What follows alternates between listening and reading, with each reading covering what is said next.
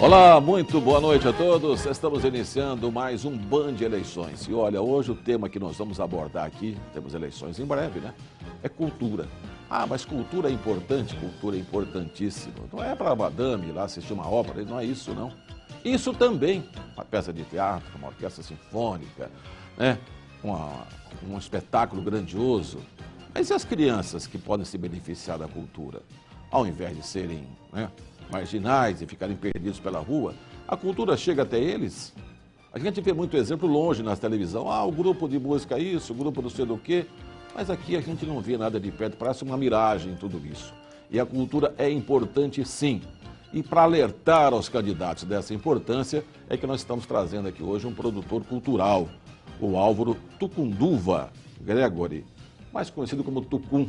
Boa noite, Álvaro, tudo bem? Boa noite, tudo ótimo, muito bom. Então tá bom. Um tema importantíssimo. Importantíssimo. Rose Guglielminetti também conosco. Boa noite, Rose. A sua primeira pergunta, por favor. Boa noite, Zé. Boa noite, Álvaro. Boa noite a todos que estão nos assistindo. Bom, aqui em Campinas nós temos a seguinte situação. A gente já vai começar falando mal, né? Não tem jeito da questão cultural.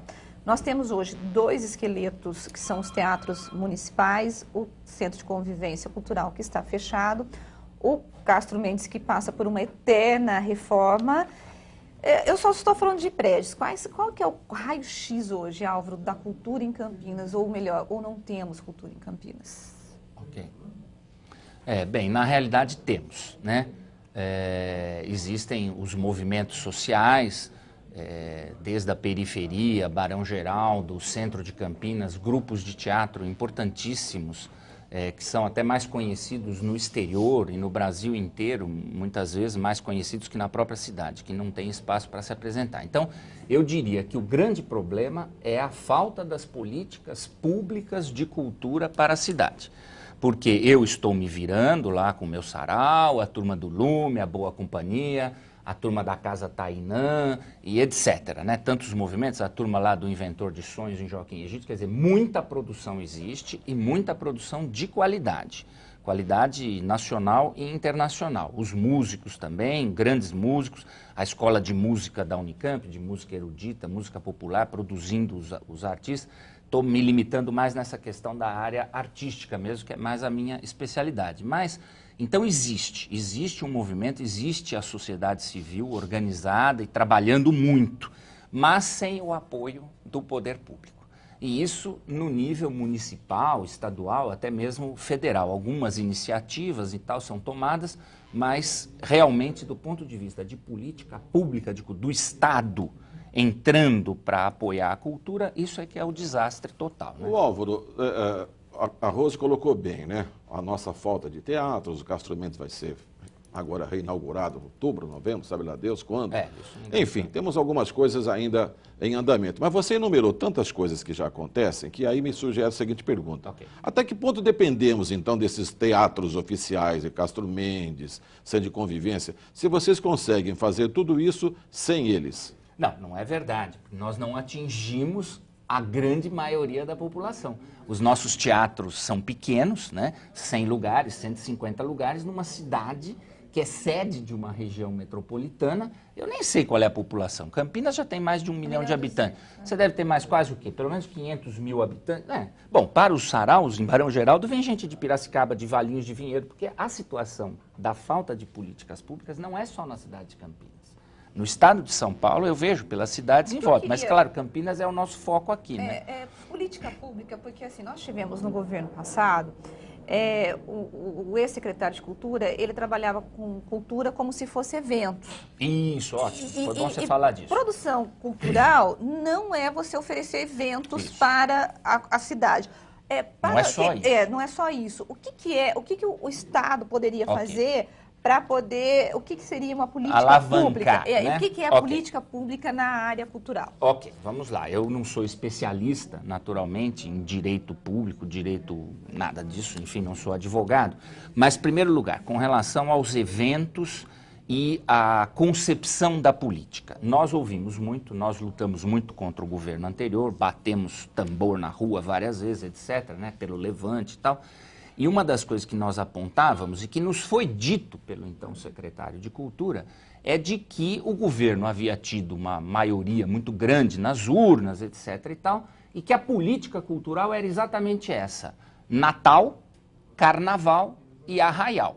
O Arraial eu que pus porque para rimar e pensar que está muito mal, né? Enfim. Então, é isso. É uma política que é Natal, Carnaval e Arraial. E ponto final. Não existe outra coisa. Esse então, rimou de novo, né? Isso, exatamente. Então, é um horror, né? Bom, e só para lembrar, hoje, no último ano, já não tivemos mais, hein? Exatamente. Nem Temos Natal, alguns nem pontinhos, nem né? Carnaval. Um pouco do Arraial, Sobrou um enfim. pouco do Arraial só, Então né? eu penso o seguinte: existe naturalmente uma necessidade de você atender. Não estou dizendo vamos acabar com o Natal, com o Arraial, com o Carnaval. Não é isso. Mas é também ter a política de continuidade. Porque os eventos são importantes. Você não consegue fazer uma política pública sem eventos. Mas o caso é que o evento aconteceu, acabou, né? Agora, a política de continuidade, apoio aos grupos, apoio, enfim, né? Então, por exemplo, o FIC é uma tentativa, mas ainda um pouco canhestra, um pouco estabanada. O Fundo de Incentivo Cultural de Campinas, né? Criado já há algum tempo, enfim, e que passa pelo Conselho de Cultura, né? Então, também outro aspecto que eu queria abordar aqui, vocês falaram de políticas, né? O Conselho de Cultura é um órgão da sociedade civil e do governo, né? Um órgão misto. No entanto, em Campinas ele é apenas deliberativo, ele não é consultivo, e o presidente do Conselho de Cultura é o secretário de Cultura da cidade. Quer dizer, se ele quiser defender os interesses do governo, a sociedade civil não vai ter... Ele é consultivo e não deliberativo, né? Perdão. Exatamente, ele é consultivo e não é deliberativo. Então, isso é uma transformação que nós estamos brigando, né? Como Levante, como classe artística, estamos brigando para conseguir que isso seja deliberativo. Né? Agora, produzir cultura é caro? Bom, depende. Então, vou dar um outro exemplo. Eu estou falando agora por conta do FIC, porque você tem vários grupos, você falou assim, precisamos de apoio contínuo para os grupos. Então, você tem lá, por exemplo, lá em Barão Geraldo, você tem vários focos de cultura, porque Barão Geraldo é rico, né? Isso. E eu acho que também, Zé, na região do Campo Grande, do Ouro Verde, nós já temos algumas iniciativas muito ricas. Agora, e todos reclamam, não temos recursos para poder conseguir viabilizar os nossos projetos. Perfeito. É caro ou não? Bom, então vamos lá. Então, por exemplo, vou dar um exemplo para vocês do Teatro Nacional da França, né? Que então apresentam lá o Molière, os grandes autores franceses, e aquilo é caro. E você paga 3, 4 euros para assistir uma peça ali. Claro que esse dinheiro da bilheteria não vai cobrir os custos da produção. Então, o Estado francês subsidia aquilo. Então, isso também, quer dizer, o Estado também precisa, nos níveis municipal, estadual e federal, criar um corpo de gente qualificada para avaliar a cultura. Porque senão, por exemplo, o Ministério da Cultura, recentemente, há uns 5 anos atrás, liberou recursos de imposto de renda através da Lei Rouanet para o Cirque du Soleil, que é uma empresa canadense. Ok, que o Cirque du Soleil é cultura, é arte, eu não tenho dúvida.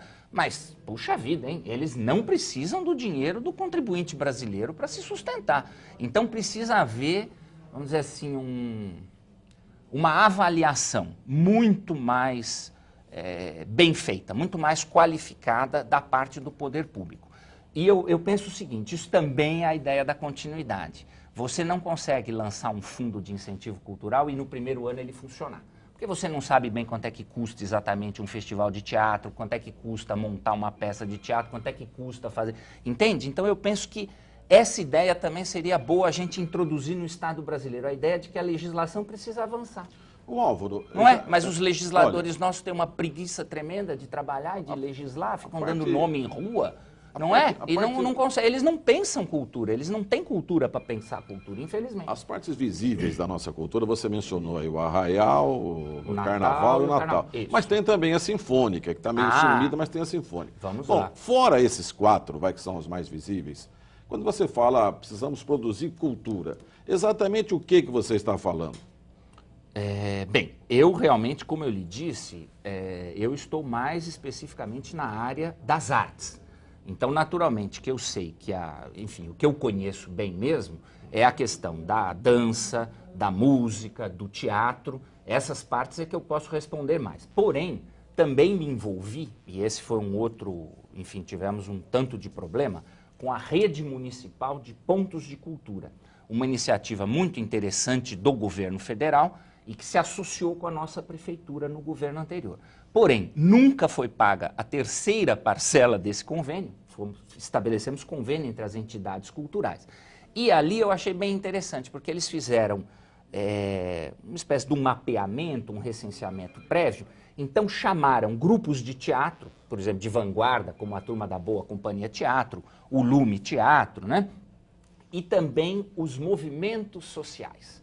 Então aí nós temos que diferenciar, vamos dizer, os movimentos culturais, artísticos, estrito sensu, e os movimentos socioculturais, que é um pouco do que você disse no início. Se você tem, sei lá, por exemplo, os Meninos do Morumbi, ou então aquele trabalho maravilhoso, agora me fugiu o nome do maestro, Baccarelli, não é isso? Em São Paulo, o Instituto Baccarelli, né?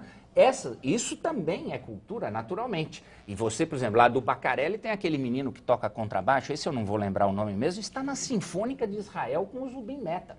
Quer dizer, então é natural que existem talentos extraordinários. Agora, se o menino chega em casa com um violino, se ele não tem violino, como é que ele vai estudar? Então, realmente, eu penso que o Estado tem que dar esse apoio. Não só àqueles que estão desenvolvendo a linguagem artística na vanguarda, mas também... Então, aí eu vou também a um termo de onde vem a palavra cultura, né? Você quer deixar para depois do intervalo? Pode ser, pode ser.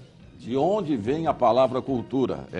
De onde ele vai pegar no próximo intervalo. Um minutinho só, o Band Eleições já volta, chamando a atenção de você, eleitor, para prestar atenção também nas propostas do seu candidato sobre o tema cultura e de você, candidato, para ver o que é que você vai sugerir para a cultura. Quanto custa isso? Alguém tem ideia? Tá difícil ter ideia, não se faz. Como é que você vai ter ideia? Voltamos já.